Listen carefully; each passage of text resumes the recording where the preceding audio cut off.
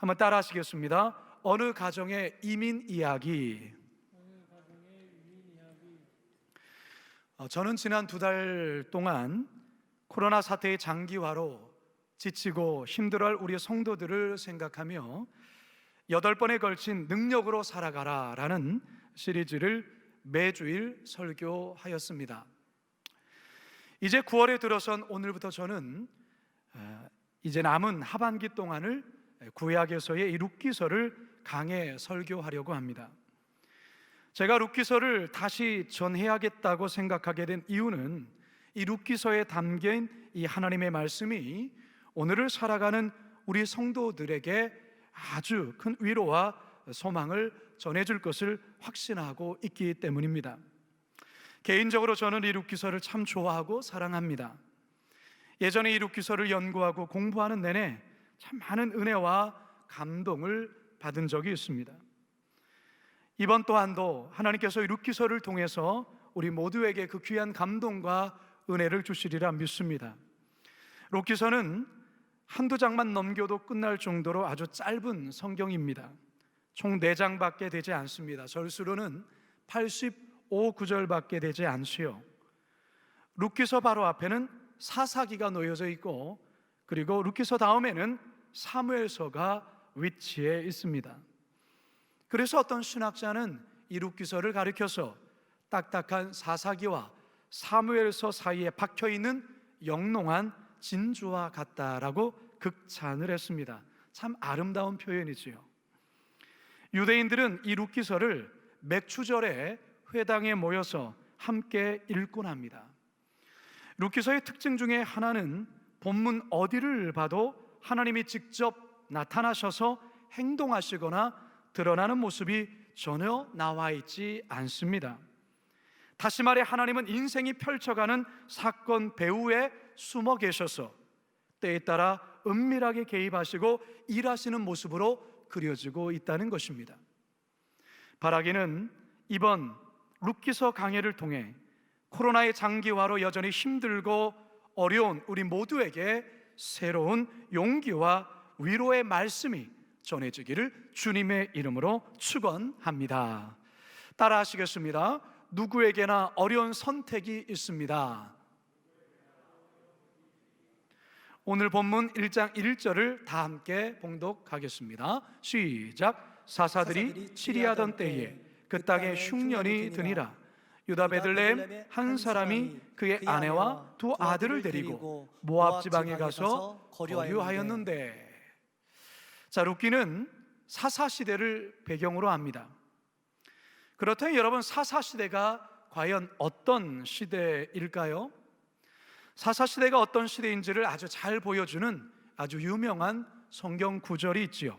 사사기 맨 마지막 끝부분에 실려있는 말씀입니다. 사사기 21장 25절입니다. 시작. 그때에 이스라엘의 왕이 없으므로 사람이 각기 자기의 소견에 옳은 대로 행하였더라. 사람이 각기 자기의 소견에 옳은 대로 행하였던 시대, 이게 바로 사사시대였습니다. 자기가 옳으면 옳은 것이고 자기가 맞으면 맞다고 우기는 시대, 따라서 목소리 큰 놈이 대장이 되고 힘센 놈이 대장이 되는 그런 시대였습니다. 그러니까 사회적, 정치적, 종교적으로 대단히 혼란했던 시기라 할 수 있겠지요. 자, 그런데 여기에 어떤 어려움까지 더해질까요? 그 땅에 흉년이 드니라. 즉 경제 위기까지 더해진 것입니다. 특히 오늘 본문의 이 지리적인 배경은 베들레헴입니다. 이 베들레헴까지 흉년이 들었다는 것은 그 흉년의 정도가 대단히 심각하다는 것을 말해주는 겁니다. 여러분, 베들레헴의 뜻이 무엇일까요? 베들레헴, 떡집이라는 뜻입니다. 실제로 베들레헴은 다른 지역보다 월등히 보리와 밀의 생산량이 많았습니다. 그래서 떡집이 많았던 것이죠. 그런데 이곳까지 흉년이 들어 곡식이 바닥이 났다면 이 흉년의 정도가 장난이 아니라는 것을 말해주는 것입니다. 그야말로 살기가 대단히 어려운 시대라는 것입니다. 성도 여러분, 이 룻기서의 이 배경, 이 룻기서의 시작을 우리가 들으면서 마치 우리가 살고 있는 지금의 시대, 우리의 상황처럼 들리지 않습니까? 중국 우한에서 시작된 코로나 감염 바이러스로 인해서 지금 우리 사회는 룻기서와 같이 정치적, 종교적, 사회적 큰 혼란과 어려움에 직면해 있습니다.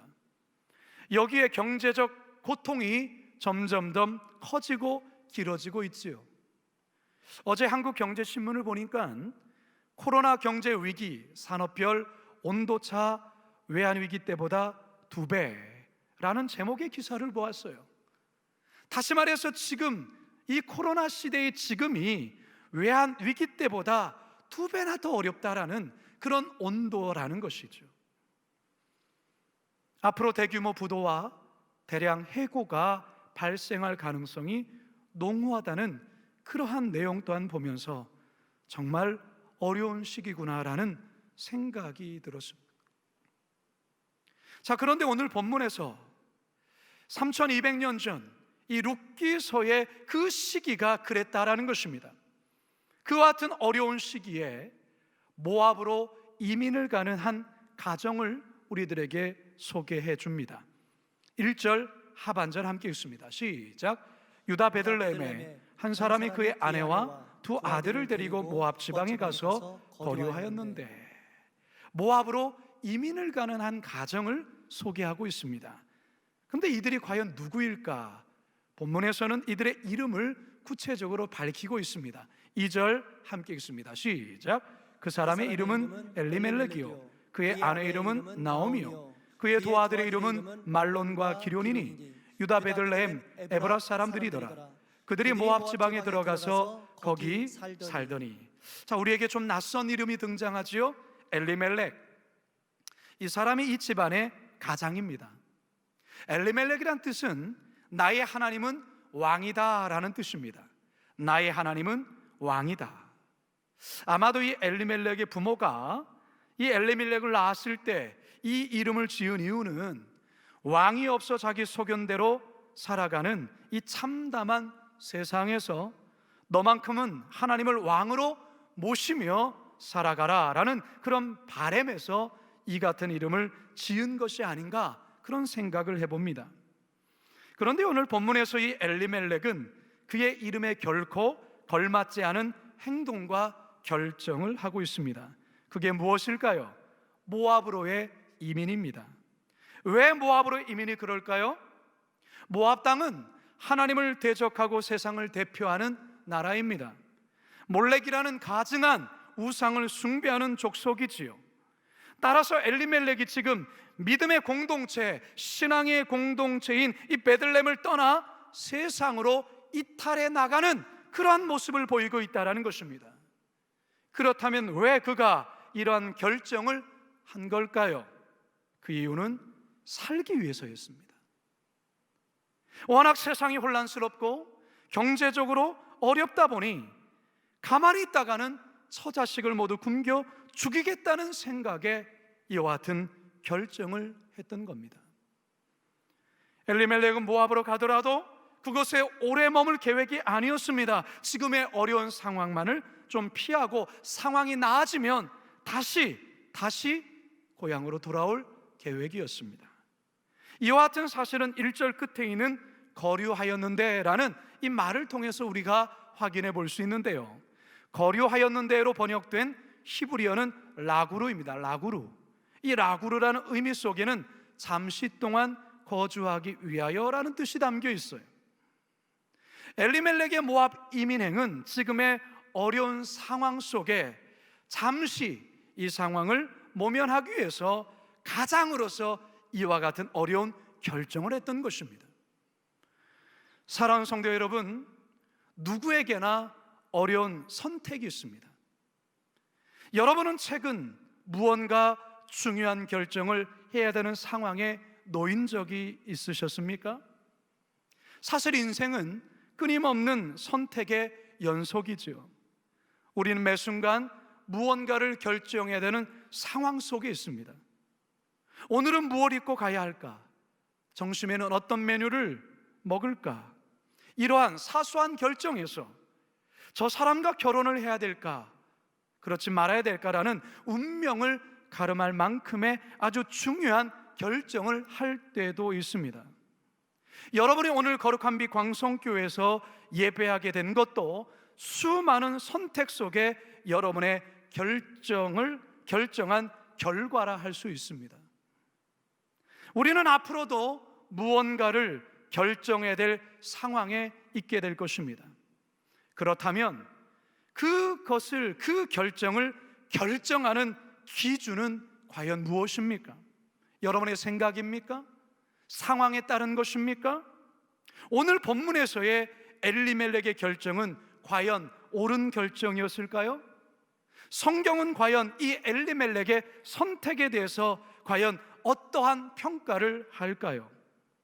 바라기는 저와 여러분 모두가 인생을 살아가면서 선택해야 될 그 선택 앞에 하나님의 뜻에 합당하고 아름다운 결정들을 할 수 있게 되기를 주님의 이름으로 축원합니다. 두 번째 한번 따라 하시겠습니다. 삶이 계획대로만 되는 건 아닙니다. 우리의 인생이 내가 계획한 대로만 살아간다면 무슨 문제가 있겠습니까? 무슨 걱정이 있겠어요? 그러나 우리의 현실, 우리의 삶은 내가 계획한 대로만 되지 않는다라는 것입니다. 모압 땅에 이민을 온 이 엘리멜렉, 이 어려운 베들레헴에서의 이 흉년의 상황을 좀 모면하고 모압 땅에서 나름 성공하고 다시 돌아올 계획이었습니다. 그런데 이 엘리멜렉의 가정에 상상치도 못할 일이 벌어지고 맙니다. 3절 함께 읽겠습니다. 시작. 나오미의 남편 엘리멜렉이 죽고 나오미와 그의 두 아들이 남았으며. 누가 죽었다고요? 엘리멜렉이 죽었어요. 모압 땅에서 죽고 만 거예요. 여러분이 무슨 날벼락입니까? 나오미와 어린 두 자녀 모압 땅에 덩그러니 남겨진 겁니다. 만일 여러분이 이 나오미의 입장이라면 여러분은 어떠하시겠습니까?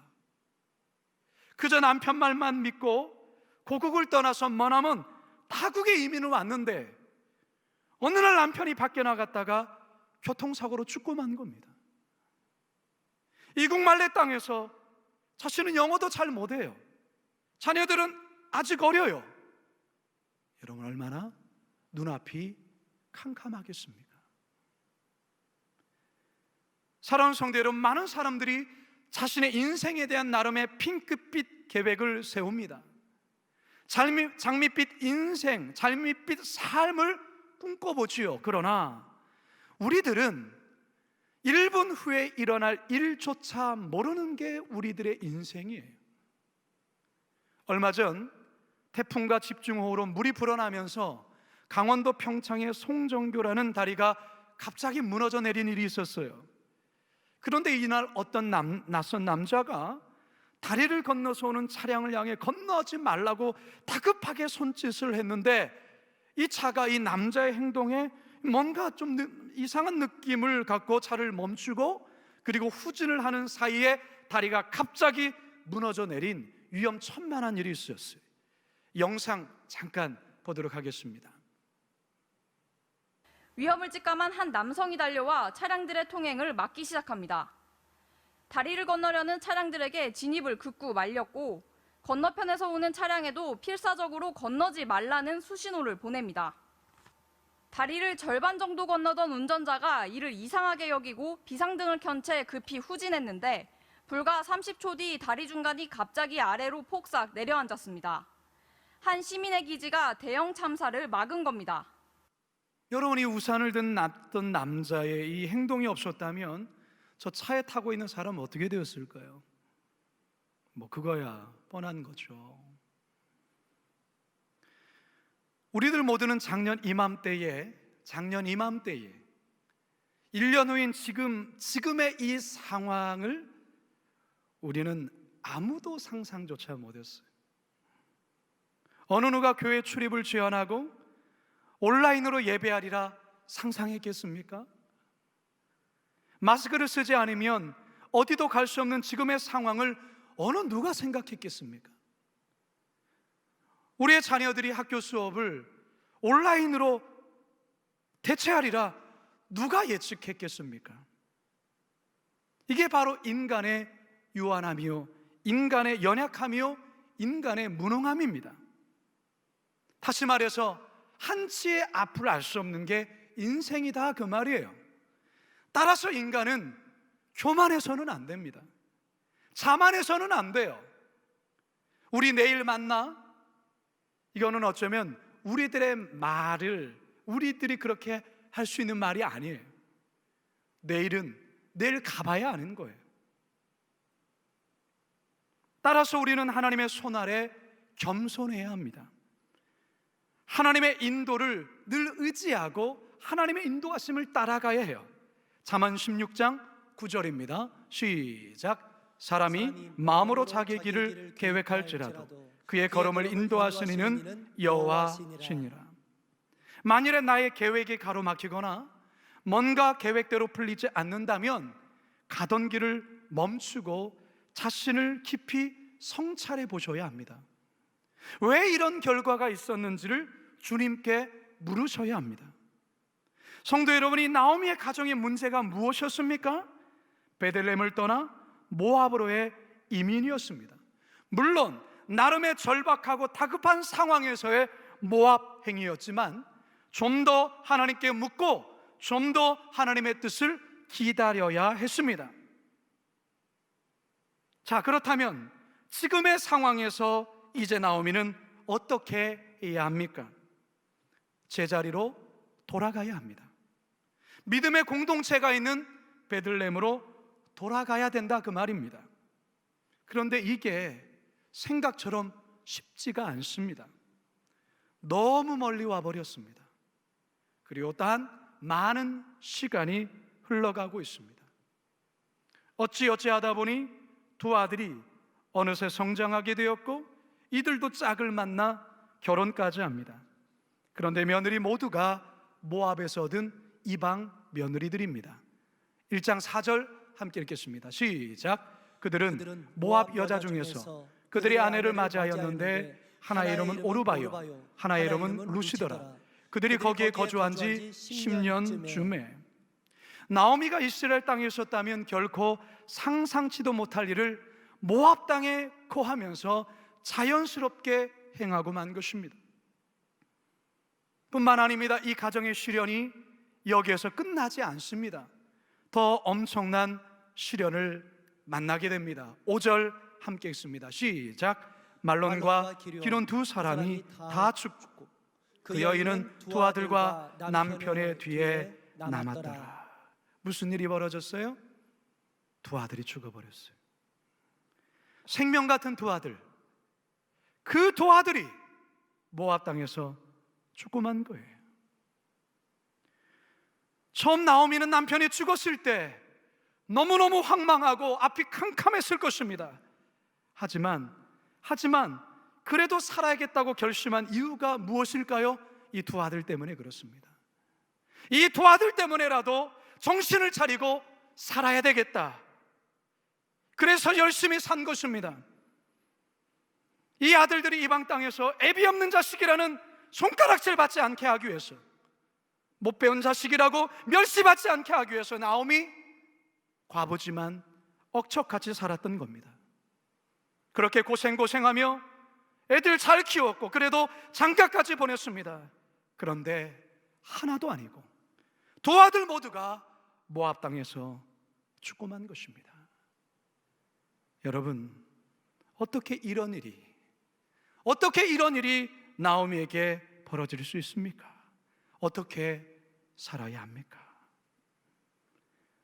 성도 여러분, 우리 주변에도 이 나오미의 삶과 비슷한 삶에 처해진 이들을 볼 때가 있습니다.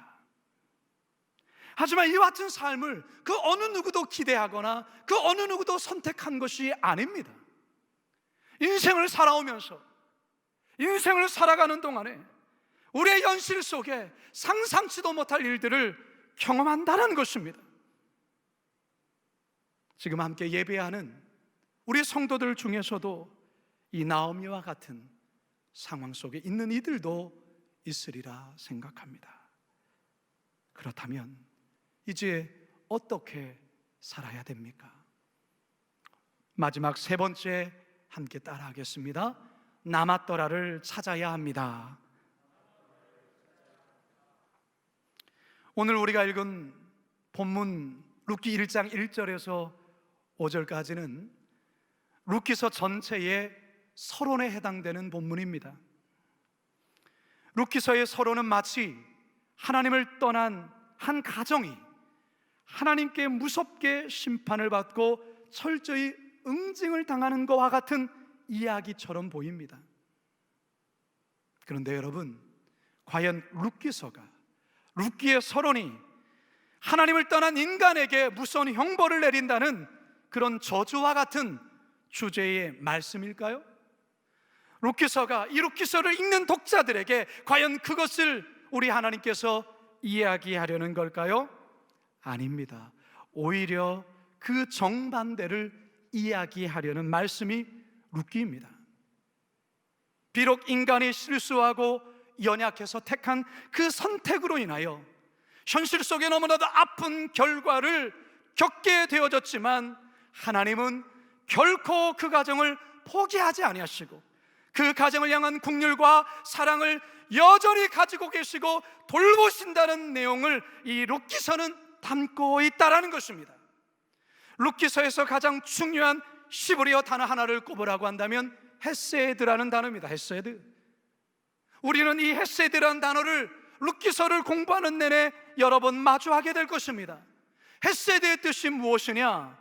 하나님의 자비하심, 하나님의 인애, 사랑, 긍휼, 은혜, 이렇게 번역하는 아주 중요한 단어입니다.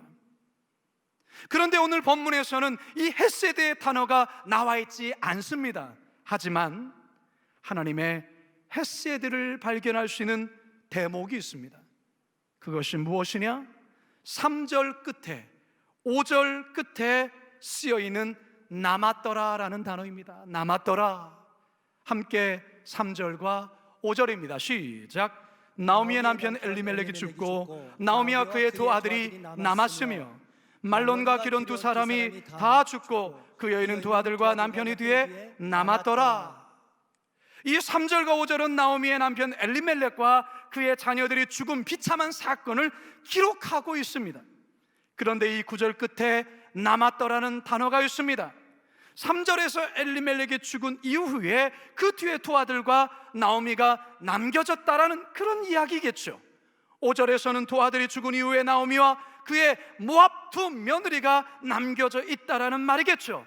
얼핏 보면 셋 중에 하나가 죽었으니 이제 둘이 남았고 두 아들이 죽었으니 이제 나머지가 남았다라는 것을 알려주는 내용으로 보입니다. 하지만 저는 이 대목에서 하나님의 헤세드를 보게 됩니다. 무슨 말일까요?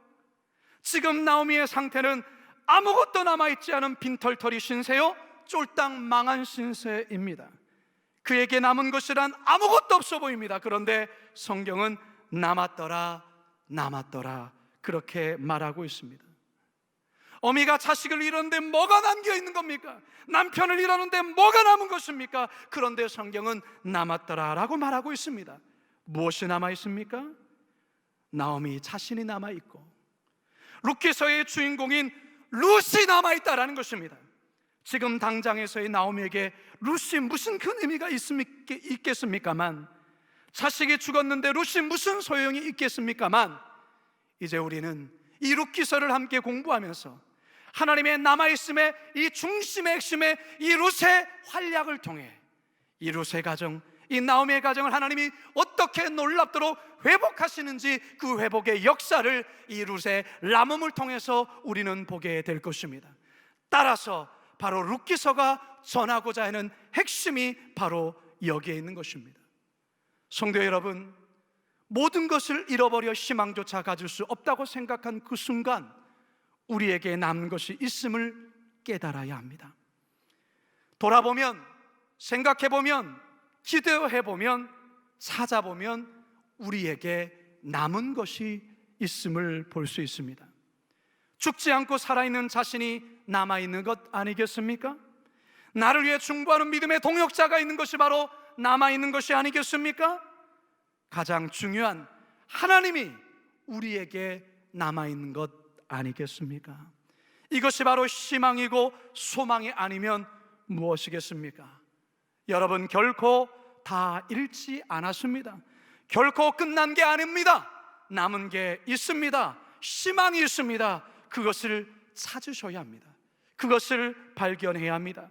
그것을 발견할 때, 그것을 찾게 될 때 절망에서도 다시 일어설 수 있게 되는 것입니다. 이것이 오늘 룻기서의 서론인 이 본문이 우리들에게 알려주는 하늘의 음성이요, 하나님의 메시지입니다. 이제 저는 말씀을 마치려 합니다. 성도 여러분, 여러분의 인생에 어떤 흉년이 찾아왔습니까? 그 흉년 앞에서 무엇인가를 선택해야 되는 상황 속에 놓여져 있습니까? 그 선택이 때론 두렵습니까? 그 선택이 무섭습니까? 어떤 선택으로 인하여 내가 원했던 계획과는 다른 상황이 전개되고 있습니까? 그로 인하여서 남은 것이 하나도 없이 다 잃어버린 상황 속에 있습니까? 그렇다면 오늘 주님께서 주신 이 말씀을 여러분 가슴에 새기시기 바랍니다. 이 말씀 잘 붙드시기 바랍니다. 이번 한 주간 동안 오늘의 주신 이 말씀 묵상하고 기도하시면서 나에게 남아있더라를 찾으심으로 인생에서의 흉년을 넉넉히 이겨나가시는 우리 모두가 되기를 주님의 이름으로 축원합니다. 축원합니다. 축원합니다. 우리 함께 말씀을 기억하면서 우리 이 찬양 함께 고백하도록 하겠습니다.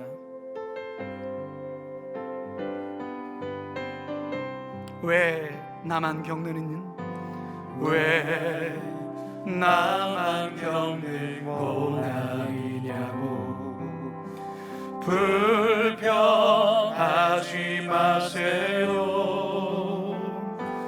고난의 뒤편에 있는 주님이 주실 축복 미리 보면서 감사하세요. 너무 견디기 힘든 지금 이 순간에도 주님이 일하고 계시잖아요. 남들은 지쳐 앉아있을지라도 당신만은 일어서세요. 힘을 내세요. 힘을 내세요. 힘을 내세요. 주님이 손잡고 계시잖아요. 주님이 나와 함께함을 믿는다면 어떤 역경도 이길 수 있잖아요. 왜 이런 슬픔? 왜 이런 슬픔 찾아왔는지 원망하지 마세요. 당신은 잃은 것보다 주님께 받은 은혜 더욱 많음에 감사하세요. 너무 견디기 힘든 지금 이 순간에도 주님이 일하고 계시잖아요. 나들은 지쳐 앉아있을지라도 당신만은 일어서세요. 아멘. 힘을 내세요. 힘을 내세요. 힘을 내세요. 주님이 손잡고 계시잖아요.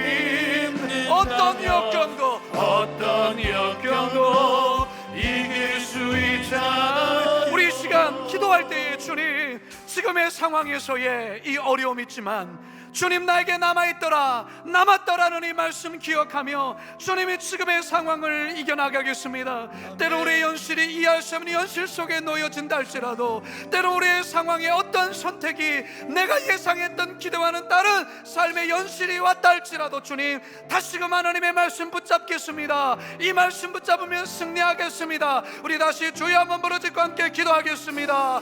주여,